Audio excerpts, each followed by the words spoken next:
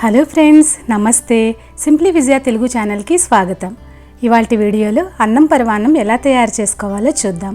ఇది అందరికీ తెలుసున్న రెసిపీ అయినా కొంతమందికి అయితే ఈ అన్నం పరమాన్నం తయారు చేస్తున్నప్పుడు పాలు విరిగిపోతాయి. అలా అవ్వకుండా ఉండాలంటే ఏం చేయాలో ఈ వీడియోలో చూద్దాం. దీనికోసం ముందుగా ఒక గ్లాసు బియ్యం తీసుకుని శుభ్రంగా 1-2 సార్లు కడగాలి. కడిగిన ఈ బియ్యంలో నీళ్లను వంపేసి మళ్ళీ ఫ్రెష్గా వాటర్ పోసుకుని కొద్దిసేపు నాననివ్వాలి. ఇలా ఒక అరగంట ముందు బియ్యం కనుక నానబెట్టి ఉంచుకుంటే బియ్యం తొందరగా ఉడుకుతుంది. ఇప్పుడు స్టవ్ ఆన్ చేసుకుని ఒక గిన్నె పెట్టుకుని దాంట్లో పాలు కాచుకోవాలి. అడుగు మందంగా ఉన్న గిన్నె అయితే అడుగంటకుండా ఉంటుంది. ఇక్కడ నేనైతే ఇత్తడి గిన్నెలో చేస్తున్నాను. ఇత్తడి గిన్నెలో కనుక పరమాన్నం చేసుకుంటే చాలా రుచిగా ఉంటుంది. అయితే పరమాన్నం చేసుకున్న వెంటనే వేరొక గిన్నెలోకి మార్చేసుకోవాలి. ఇప్పుడు ఈ పాలు బాగా పొంగు రానిచ్చి అవి పొంగుతున్న సమయంలో మనం నానబెట్టి ఉంచుకున్న ఈ బియ్యాన్ని ఈ పాలల్లో వేసేయాలి.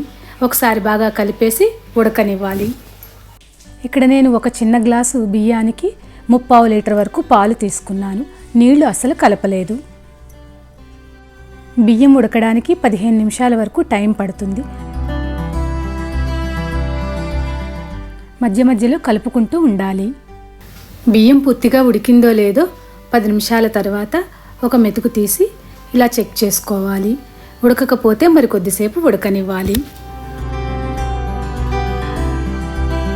3-4 యాలకుల్ని ఇలా కచ్చాపచ్చాగా దంచుకోవాలి. ఈ యాలకుల పొడిని తొక్కతో సహా వేసుకుంటే పరమాన్నం భలే రుచిగా ఉంటుంది. ఈ యాలకుల పొడిని ఒకసారి బాగా కలిపేసుకుని స్టవ్ ఆఫ్ చేసి అప్పుడు బెల్లం వేసుకోవాలి.